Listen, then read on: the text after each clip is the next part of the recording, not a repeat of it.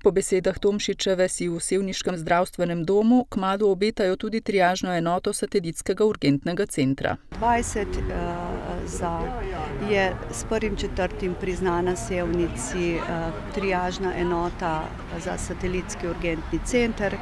Torej že vrsto let, 10, več kot 15 let, že govorimo, da je Sevnica geografsko med 4 urgentnimi centri, da geografska lega se pač ne more spreminjati in da smo daleč od avtocest, daleč od sekundarnega nivoja in da rabimo tukaj mini urgenco.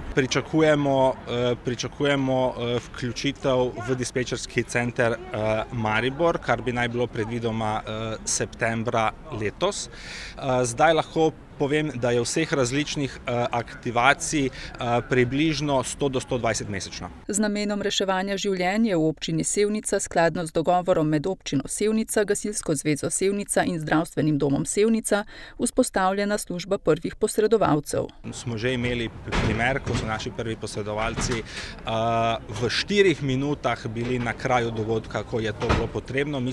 Mi smo potrebovali 12 minut, torej že ta časovna razlika, ko so oni lahko nekaj naredili do našega prihoda, lahko pomeni razliko med življenjem in smrtjo.